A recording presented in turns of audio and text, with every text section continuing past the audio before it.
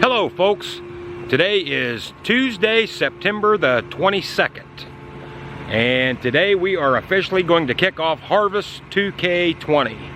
Got a few odds and ends to get done here in the lot. Gonna set the auger up here to the shivvers bin, put some def in the combine, move some trucks around, and we will be ready to rock and roll. I'll go ahead and give you guys the grand tour of the shivvers bin, show you how it works. That's called a shivvers bin because that's the company who makes it. That term shivvers doesn't mean anything special or pertain to anything different that you're gonna do. That's just the brand that it is. Okay, this is what they call your command center, and this is gonna make a lot more sense once we get some corn in it and get going. So when you first turn it on, you're gonna kick it on over there. And now as this thing samples corn, that's gonna give you a printout every so often. All this stuff up here is going to be all lit up with different numbers. This stuff, like I say, I'm just going to have to go through it with you once we get it going because there's no way to make it actually read anything here. But I'll show you what all this stuff does. Bunch of toggle switches down here. It looks intimidating, but it's not. It actually works pretty neat. But we'll get to that once we get some grain in it. Okay, so this bin has two big centrifugal fans on it. And this up in here, that's your burners. Getting propane out of them tanks right over here, plumbed in over here. That's all your rigmarole there. So that's where you're going to turn the burners on. So when you do that, for those of you who've never been around this kind of stuff, is what's going to happen is, there's an inspection window here. Let me see, I think it's on the other side. Where are we at here? Yeah. So right down here, you can't see it in the daylight right now, but there's going to be a great big blue flame down in there burning. All that propane, creating heat, which in turn is blowing heat in the bin to dry the corn. So when you come around here, this is a great big centrifugal fan, and them things move a hell of a lot of air. So that's going to be blowing hot air underneath that corn and then on up through it. And that's how you dry it. Now on this system, this fan over here and burner, it's the exact same as the one we just looked at. This one's got two of them on it. Now on this system here, we will personally be drying corn anywhere from 140 degrees up to about 180 degrees. You can go on up past that. I think you can get up a little over 200, but we've never done that. In fact, we try to not even get up to 180 unless it's really wet corn or, you know, you're just under the gun, got bad weather moving in, you just want to crank a bunch of shit through it. So normally we're going to stay in the 140 to 160 range. It seems like you get a little better quality corn when you do that, or we think you do. Maybe you don't, but so yeah, that's where we'll be at, 140 to 160. Okay, the way this is going to work is you're going to start dumping corn in up there up top, just like a normal grain bin. And it does not go down that pipe. That's a great big spreader up there. It's going to spread it all around in here just like you would any other normal grain bin. Okay, then you got these two big screws on the floor here, these sweeps, going all the way across. This bin is 36 foot in diameter. So you got these two big screws here, and once you start picking corn, you're going to tell that command center outside that I just showed you, you're going to tell it how dry you want to dry your corn. So this pipe has got a moisture sensor in it up there. So when you start dumping corn in, it's going to take a sample. It's going to run it up there to the moisture sample. It's going to say, okay, your corn is 22%. So after you find out what it is, then you're going to say, okay, we want to dry it down to 16.5, or, you know, pick your moisture, whatever it is. We tend to do ours a little wetter because you're transferring it to another bin and it's going to go in the bottom of that bin, and that's going to get all the air. You know, you're going to be running the fans over there, cooling it back out, and then this winter you're going to run them some more. So if you transfer it over at 15, by the time you get done doing all that, you're going to have 13% corn. So you want to transfer it a little bit wetter. That way, by the time you get done doing all your fan running, cooling it out, then this winter, you know, run them again to keep it in condition, your corn is not overly dry. So nonetheless, this thing, after it tells you that, you know, it's 22% or whatever, and you say, I want to dry it down to 16, then these screws will kick on automatically every 10 minutes, and it'll pull a sample. It'll say, okay, you're down to 21, and it'll wait 10 minutes, it'll kick on again, okay, you're down to 19. It'll just keep doing that until it gets down to your target moisture that you're wanting to haul it out of here at, and then these will kick on and start running then, and they'll go up. Let me show you. So this screw here is pulling the grain that way, and that screw there is pulling it this way, and then that's all going to go up the pipe. That moisture sensor's right up there, but then this cross auger, that's connected to the other bin over there. So once you tell it, hey, I want to transfer it at 16%, and it gets down to 16%, then all that's going to kick on, and it's automatically just going to start hauling her out. And then it'll pull a sample every so many minutes. And then if it senses that, hey, we're back into 17.5% corn, we need to stop, that'll automatically shut all that down, and then it'll heat up again, it'll dry a bunch more and stir and mix and blend and keep drying, and then it'll take another sample. Okay, we're back to 16 again, we need to pull a little more out, and it'll kick on again and do it. So it's a really nice system. It works great for us. Now granted, this ain't no continuous flow dryer or whatever. We don't farm near enough to justify something like that, but for a setup like ours, this is phenomenal. You know, you get them old stirrator bins, you can only put a few thousand bushel in them at a time, then you had to stir it and mix it and blend it and dry it and then put in a little more, and it seemed like you was always having a hell of a time with them stirrators getting stuck, and they were just kind of a bastard. I mean, they work, don't get me wrong, but a lot of them old ones, they could be a major pain in the ass. So on this one, then you've also got your grain level. I'll show you here. So over here on the wall, this is your grain level indicator. So once corn gets up over this, that'll go down, and then it's in automatic mode.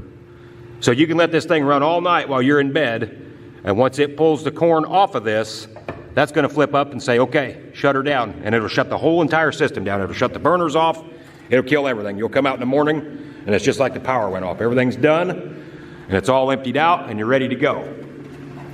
Now the reason that that's up, you know, there's knee high, it's about right at knee high. And the reason you don't run them all the way down on the floor is because you want what they call a drying front in here. So in the morning when you come out, there's dry corn up to right here. So then when you start dumping wet corn in again, you've already got a foot of dry grain that you're blowing nice warm air through that grain, and the air can get through it quicker, and it'll help this wet corn up above it start drying down. So I know this is all very vague, but it'll make a lot more sense once we get going. And another thing on that, when it starts pulling them moisture samples, when you first start dumping corn in, like if you would dump corn in at 25% and tell it that you want to dry it down to 16, it automatically knows, okay, in 10 minutes, I'm not going to get that dried from 25 down to 16. So after it pulls that initial sample, it may shut it down for an hour and not take another sample for an hour and just sit here and just crank the hot air to it. And then after an hour, it'll check it again. It'll say, okay, we're down to 18 now, so let's take another sample in 25 minutes. And then it'll kick on. So just because you tell it to sample every 10 minutes doesn't mean it's going to be every 10 minutes. Because like I say, if it's really, really wet, then it's going to say, well, hell, I know better than that. It ain't going to be that dry in 10 minutes. So I'm going to shut myself down for an hour before I take another sample. But the whole time during that hour, it's just pumping hot air through this thing. So yeah, it really works slick. But it'll make a lot more sense once we get to dumping corn in it, and I can show you. So these shivvers bins are actually set up where you can run them two different directions. So we got this cross auger coming out this way. You could also set another grain bin there and have a cross auger coming out going that way. We're just, you know, getting close to the house and everything else and don't really need another bin at this juncture. So all of ours runs one direction. So when we first start out, we're going to take the corn all the way down to that bin and start filling it. So we're going to go up here in this little blue box, and there's a door. You just pull it out or put it in. Depending, you know, if you want to fill this middle bin, you pull that door out and the grain will fall in it. If you want to fill the next one, you push that door in and it'll go on down to that one. So this printer right here, every time that takes a sample, that's going to show you the time, the moisture of the grain, the temperature, your target, all that good stuff. I'll show you. This is from last year. So it prints out over here, okay, at 11:02 it took a sample. It was 19.5, that was your temperature, that was your target, or your average, I guess, and then target and actual temperatures. And this is a little bit skewed because at the very end of the season we was doing some in-bin drying. But nonetheless, every place where it says on means that that thing was on and transferring it out of this bin. Every place there's a little dash, that means it was too wet. It was 17.6, we didn't want to haul it out at that, so it said, okay, we're gonna shut off, crank the temp to it, we'll check it again. Then it come down to 17.1. Oh, we're still not ready. Shut off again. Keep cranking the temp to it. So it keeps doing that. And then as you can see here, it got down to 16.9. And it was like, well, we're getting close. And then 16.4. And then from there on, she took off transferring. And it'll, like I say, it's handy when you look at that. So when you first get started for the year, you can sit there and think, you know, wonder how much this thing ran last night, because you come out to an empty bin in the morning. So you can just go back and look at the tape and you're like, well, hell, that thing ran out at 2 o'clock this morning. So hell, tonight we're going to put a lot more in it. And you can just kind of feel your way through that away. You know, and obviously if you come out the following morning and it's still half full, it's like, well, we fucked up there and put way too much in it. So you can kind of watch this and go by that. You know, like I say, you can look at what time of night that it shut itself completely down and ran empty, so you'll know how much more to put in it. Okay, we're gonna get the doors all shut and get everything all buttoned up here. Then I think I gotta go up top. That door on this middle bin, I need to check it and see if it's in or out, because we're wanting to transfer all the way down to the other end.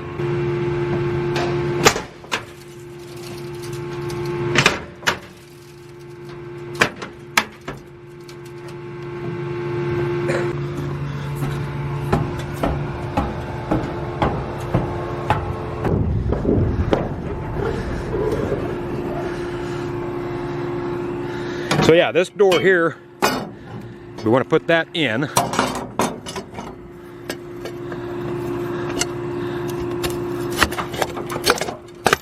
Like that. There's a pin on the back I have to put in, but so now when the grain comes up here, it dumps down here, hits that slide, and goes on over to the next one. If I jerk that out, then the grain will fall straight into this bin.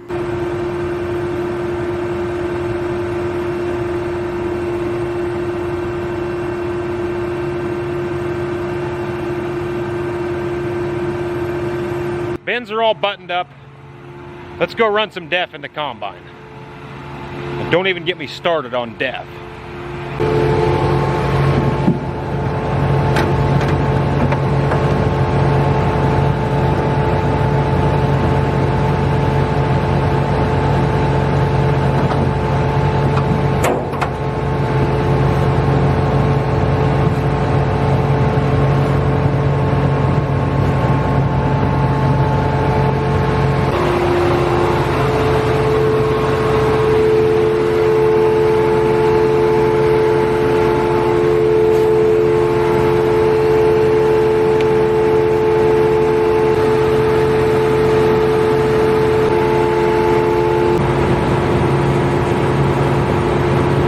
Okay, the old combine's full of fuel, full of def, ready to go.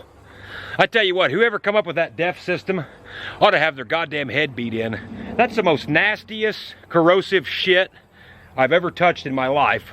Just anything it touches, it just corrodes immediately. Shit's nasty, and all in the name of saving the environment. So now we gotta fucking have thousands and thousands of plastic jugs that get burnt and end up in landfills. Gotta have people driving to work to make the def. Gotta make a big def tank like we got. It's just, what a joke. These idiots in Washington, and I don't give a shit which side of the aisle they're from, ain't got a fucking clue. None of them. Never seen the like. We're gonna jump on the old 40-20 now, run over to the pond and get the auger and get her all set up here.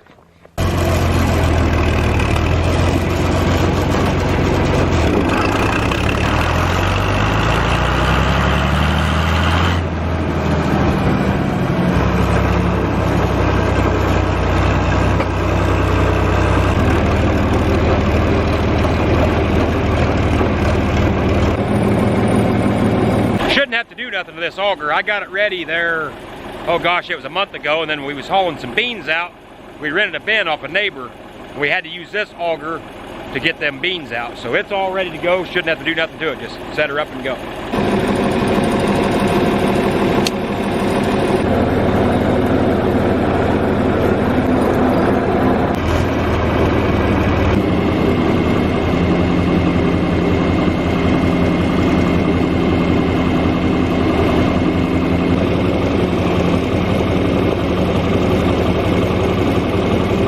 Okay guys, we are off to the races here. I've shelled a few hundred feet down through the field. We're gonna jump out, check all the settings, see if we're leaving much on the ground, see what's going on. All right, the first place you're going to want to look for losses is behind the corn head, because you got to determine where your losses are coming from. If you're looking clear back behind the combine, you don't know if that loss come from the combine or the corn head itself. So you want to start here, work your way back.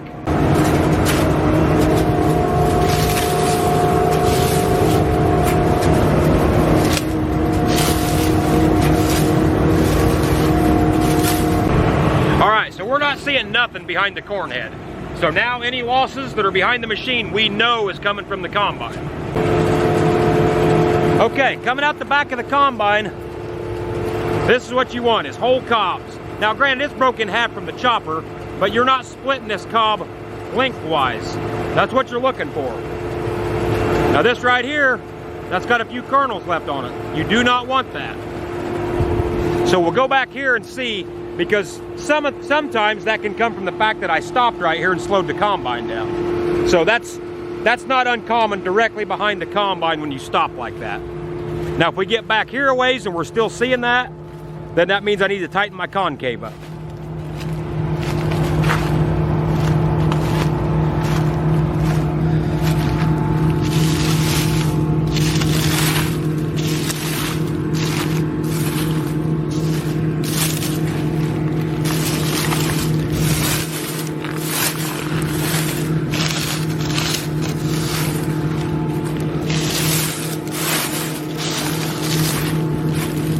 Okay, I'm not finding anything on the ground. That's good. Once again, something like this, that was a fluke. That did not come out of the combine. There's no way that would have ever come across the sieves. That either got broke at the corn head or something like that.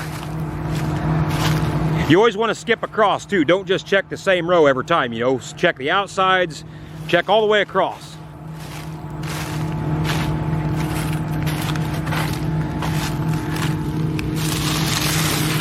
You want to be kind of gentle so you don't go raking a bunch of grain off. Okay, now see here we got some. Okay, so that's, you know, you got 4 or 5 kernels here in about a foot. Now something like that, that can be a fluke. That come clear off the tip of a cob. That one we'll go ahead and count. Okay.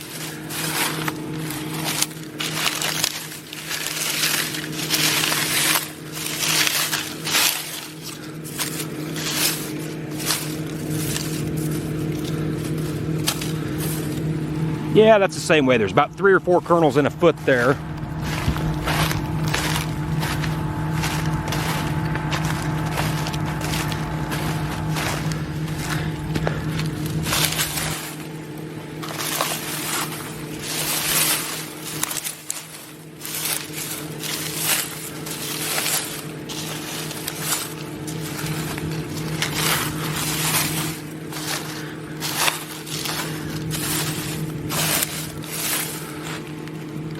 I'm not seeing much behind the combine. There was one little spot here, one back there that had 2 kernels per square foot, which that's not much loss. I mean, you're never ever going to get a combine down to an absolute 0 loss. I don't care. These guys can get on the internet and blow about how they don't lose 1 kernel of corn out the back, this, that, and the other. They're full of shit. You're always going to lose some. And obviously, the less, the better. And a lot of times, when you get into like replant corn like this, that's the bad part, because you've got some ears that are little bitty nubbins, some that are great big logs, and so you got to kind of pick a happy medium to where you're doing the best job for both sizes of cobs. Now on a John Deere combine, everything on that combine is in millimeters as far as your settings go. So my concave clearance, so is what a concave is you've got a big grate in there that lays in there and it's stationary, and then your rotor is what spins and actually takes the grain off of the cob. So you can move that concave up and down, and that's how you set your spacing. So if you got great big fat cobs, you may want that concave open to 32 millimeters. If they're little bitty, you may want to shut down to 22 millimeters. The best way to do that on a John Deere combine is come out, pick up a cob like this that ain't been split, and then get out your metric wrenches. If that'll slide right through the open end of a 25 millimeter wrench, that's what you're looking for. So usually if it'll slide right through a 25, if that's the average cob, and it'll slide between a 25 millimeter wrench, then set it about 26, just a little bit farther open so you're not breaking them cobs. Another thing you want to do is come one row inside here where your combine didn't run and look for corn on the ground here, because that means that it's coming out the back of the combine and getting through clear over into this row. So that means you're blowing it out the back. So this is a telltale sign here if you're blowing it out the back or not. So if you start seeing a bunch over here, so like here, there's a few kernels here. A couple right there. So yeah, we're gonna wanna change a few things up in the cab. Maybe tighten some stuff up. Maybe slow the rotor down just a little bit. And check our sample. So this corn is running around 21% moisture. That's not terrible. You start getting up 24 and 25 and you about gotta grind it to get it off the cob. It shells so hard, but we're not in that situation here. So I think a few small tweaks will have her good to go. Let's go look up in the grain tank, see what the sample looks like, see if it's clean or not.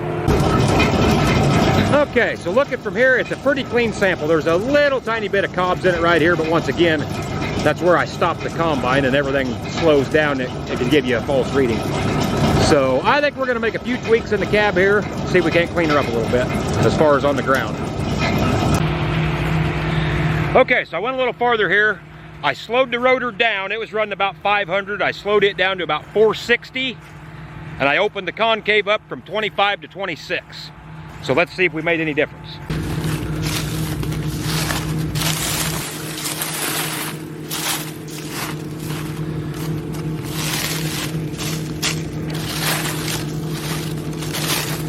Okay, so we got a kernel there and a kernel there. That's looking pretty good, looking better than it was.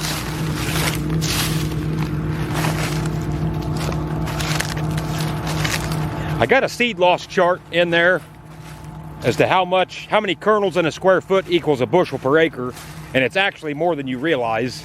I don't remember if it's like 4 or 6 kernels in a square foot. I'd have to look. I don't remember off the top of my head. It's been a year since I've looked at it.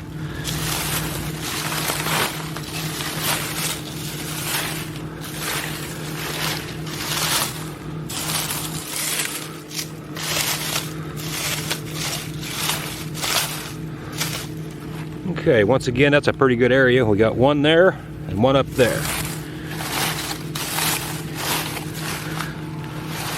So if you average it out, we're probably down to 1 kernel in a square foot, roughly. And that's pretty darn good. You always want to be careful when you're doing this. You don't want to pick the trash up along with the kernel of corn and then throw it out of your way. You want to kind of pick through it real gently and let the kernels fall on the ground so you get an accurate count.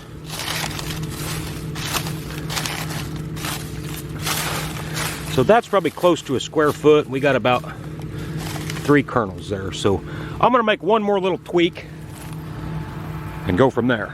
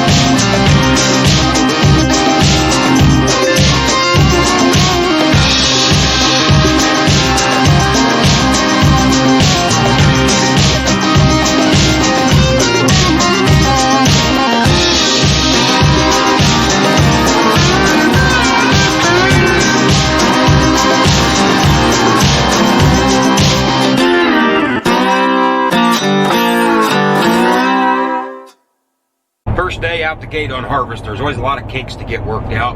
Doesn't seem like, you know, everything goes like it should. There's always a little breakdown here or there, and so you'll have that. Well, like our new grain truck, got it backed up to the auger with a load of corn on it, and the bed wouldn't raise.